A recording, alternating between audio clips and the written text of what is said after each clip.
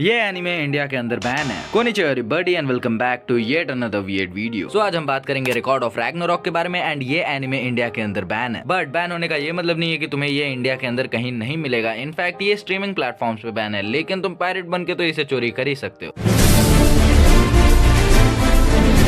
And इसके ban होने का रीजन है हिंदू गॉड्स का पोर्ट्रेयल, स्पेसिफिकली शिव जी का पोर्ट्रेयल। एंड इससे पहले कि तुम मुझसे लड़ने पहुंच जाओ, अगर तुम्हारी मर्जी है तो देखना, ये एनिमे नहीं है तो मत देखना। एंड भड़कने से पहले इस वीडियो को एंड तक जरूर देखना for a better understanding. And अब चलो शुरू करते हैं। इससे पहले कि हम इस एनिमे की बैन वाली टॉपिक पे जाएं, let me give you an overview कि ये एनिमे किस बारे में है। सो रिकॉर्ड ऑफ रैग्नारॉक एक बहुत ज्यादा कॉम्प्लेक्स एनिमे नहीं है, इनफैक्ट ये बहुत ही ज्यादा सिंपल है। सो इस एनिमे का बेसिक प्लॉट को जैसा है कि गॉड्स ह्यूमन से तंग आ चुके हैं एंड उनका फाइनल डिसीजन है इंसानों को खत्म कर देना। बट जैसे ही सारे गॉड्स इस डिसीजन पे आ जाते हैं कि इंसानों को पूरी तरह से खत्म कर देना चाहिए, तभी काउंसिल ऑफ गॉड्स के अंदर एक वैल्करी आ जाती है। एंड ये वैल्करी एक आइडिया प्रपोज करती है जो कि होता है इंसानों एंड गॉड्स के बीच में एक टूर्नामेंट। एंड ये कोई ग्रीक गॉड्स वाली बेवकूफी नहीं है जिसमें बहुत सारे अलग अलग टूर्नामेंट्स होते हैं जैसे रेस एंड एक्सेट्रा एक्सेट्रा। इसमें केवल फाइट्स होती हैं and they are amazing. Humanity की तरफ से वैल्करी ऐसे ऐसे वॉरियर्स चुन के लाती है जो कि बहुत ज्यादा स्ट्रॉन्ग होते हैं। एंड ये ऐसे वॉरियर्स होते हैं जिन्हें तुमने कभी एक्सपेक्ट किया ही नहीं होगा। एंड स्पॉइलर वार्निंग, अगर तुम बहुत ज्यादा क्यूरियस हो कि ये वॉरियर्स कौन है तो let me tell you, Adam the first human या फिर निकोला टेस्ला या फिर जैक द रीपर जैसा एक मर्डरर। एंड इनके अलावा भी बहुत सारे अलग अलग ह्यूमंस की तरफ से कैंडिडेट्स हैं, लेकिन मैंने इनका नाम तुम्हें इस वजह से बताया क्योंकि तुम्हें दिखाना था कि कितने ज्यादा वैकी कैरेक्टर्स का यूज किया गया है एज वॉरियर्स। एंड हर ह्यूमन की अपनी खुद की एबिलिटी है, लेकिन गॉड्स के अगेंस्ट स्टैंड करने के लिए उनको एक स्पेशल पावर दी जाती है। एंड ये जानने के लिए तो तुम्हें एनिमे देखना होगा। एंड ऐसे बहुत सारे राउंड्स होते हैं और हर एक राउंड में एक ह्यूमन वर्सेस एक गॉड होता है। एंड अगर ह्यूमंस जीत जाते हैं तो ह्यूमंस को आगे कंटिन्यू करने दिया जाएगा, लेकिन अगर गॉड जीत जाते हैं तो उसके बाद से ह्यूमैनिटी का एंड हो जाएगा। एंड ये है रिकॉर्ड ऑफ रैग्नारॉक का बेसिक ओवरव्यू। एंड अब तुम्हें लग रहा होगा कि मैंने तुम्हें पूरी स्टोरी बता दी है, लेकिन ये सारी चीजें जो मैंने तुम्हें अभी बताई ये शुरू के 2 एपिसोड्स में ही हो जाती हैं other than the characters. And आगे की स्टोरी में केवल फाइट्स हैं एंड उन कैरेक्टर्स की बैक स्टोरीज हैं। लेकिन अगर तुम सोच रहे हो कि ये शुरू होते ही खत्म हो गया तो तुम काइंड ऑफ सही भी हो, लेकिन तुम गलत भी हो, क्योंकि रिकॉर्ड ऑफ रैग्नारॉक का जो करंट प्लॉट एंड स्टोरी चल रहा होता है वो तो फाइट्स के अराउंड चल रहा होता है, लेकिन बीच बीच में जैसे कैरेक्टर्स बैक स्टोरीज में जाते हैं तो 1-2 एपिसोड्स बैक स्टोरी चलने लगती है and those back stories are really good. भले ही तुम एडम द फर्स्ट ह्यूमन की स्टोरी ले लो या फिर तुम जैक द रीपर की स्टोरी ले लो या फिर तुम Shiva the heaven's greatest brawler की स्टोरी ले लो। एंड बाय द वे, हर एक गॉड की बैक स्टोरी नहीं दिखाई जाती है, कुछ गॉड्स की दिखाई जाती है एंड उनमें से भी शिवा की बैक स्टोरी सबसे ज्यादा लंबी होती है। एंड इस बैक स्टोरी को दिखाने का एक बहुत बड़ा रीजन है एंड हम ऑब्वियसली उस रीजन पे जाएंगे जब हम इंडिया के अंदर इस एनिमे के बैन के बारे में बात कर रहे होंगे। बट इससे पहले लेट मी टेल यू, हर एक कैरेक्टर का कैरेक्टर डिजाइन बहुत ज्यादा चेंज कर दिया गया है। जैसा माइथोलॉजीज में दिखाया गया है या फिर उन्हें डिपिक्ट किया गया है वैसा कैरेक्टर डिजाइन नहीं होता है किसी भी कैरेक्टर या किसी गॉड का। एग्जाम्पल के लिए तुम इन दोनों इमेजेस को देख लो, इनमें से एक एक्चुअल गौतम बुद्ध है एंड दूसरा वाला एनिमे अडैप्टेशन है। एक्यूरेट तो छोड़ दो, ये दोनों सिमिलर भी नहीं दिखते हैं। एंड बाय द वे, ये चीज भी बैन वाले टॉपिक के लिए इंपॉर्टेंट थी। सो अब आ जाते हैं इस एनिमे के इंडिया के अंदर बैन पे। सो इसके बैन होने का सबसे बड़ा रीजन है शिवा का character design. And in my personal opinion ये कैरेक्टर डिजाइन दिखने में बुरा नहीं है क्योंकि ये एक anime adaptation and inspired version है, ना कि actual version. But according to some reports ये अडैप्टेशन एक बहुत बड़ा रीजन है इंडिया के अंदर इस एनिमे के बैन होने का। एंड मैंने प्रीवियसली गौतम बुद्ध के कैरेक्टर का एग्जांपल इसी वजह से लिया था क्योंकि एज आई सेड, इन डीईटीज से इंस्पिरेशन लेके एक दूसरे कैरेक्टर को क्रिएट किया गया है, ना कि उन्हीं कैरेक्टर्स को। एंड आगे अब मेजर स्पॉयलर्स हो सकते हैं इस एनिमे से क्योंकि मैं शिवा के कैरेक्टर के ऊपर अपने पर्सनल हॉट टेक्स के बारे में बात करने वाला हूं। एंड आई विल सजेस्ट कि अगर तुम थोड़ा बहुत स्पॉइल हो भी जाते हो तो भी इस पार्ट को कंटिन्यू करो क्योंकि ये वीडियो का सबसे ज्यादा इंपॉर्टेंट पार्ट है। देखो, जब शिवा के कैरेक्टर को इंट्रोड्यूस किया जाता है इस एनिमे में तो वो काउंसिल ऑफ गॉड्स के अंदर टॉप 4 गॉड्स में होता है, which is really not a bad thing क्योंकि personally I like the idea. But मेरे लिए एक्चुअल प्रॉब्लम्स की शुरुआत हुई जब शिवा के मैच को ज़्यूस ने इंटरप्ट किया। एंड एट दैट पॉइंट दिखाया जाता है कि शिवा बहुत ज्यादा फ्यूरियस हो जाता है, लेकिन जैसे ही ज़्यूस अपना हाथ शिवा के कंधे पे रखता है शिवा डर जाता है। एंड मैं जिस साइड पे पायरेट बना हुआ था उसी साइड के इस एपिसोड के नीचे कमेंट्स में इंडियंस बहुत ज्यादा थे एंड किसी को भी शिवा का ये रिप्रेजेंटेशन पसंद नहीं आया था, including me. And at that point मैंने सोचा कि मैं इस एनिमे को ड्रॉप कर देता हूँ। एंड इस पॉइंट पे रिकॉर्ड ऑफ रैग्नारॉक को लेके मेरा ओपिनियन कुछ ऐसा था,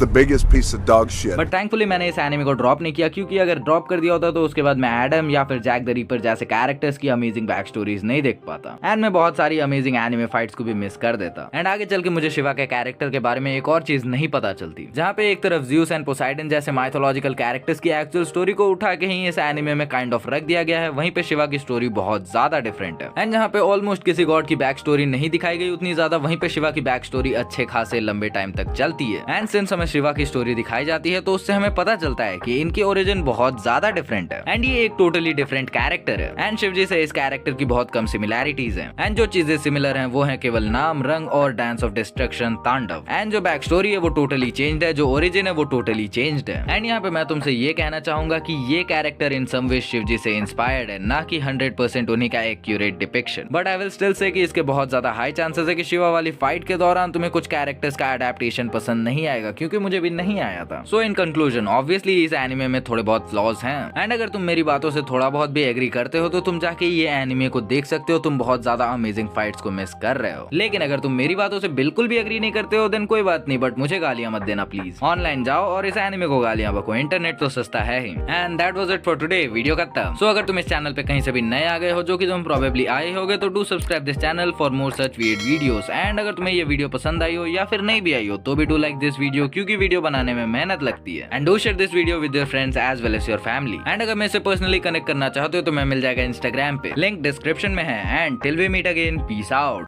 Oh, and in case I don't see you, good afternoon, good evening, and good night.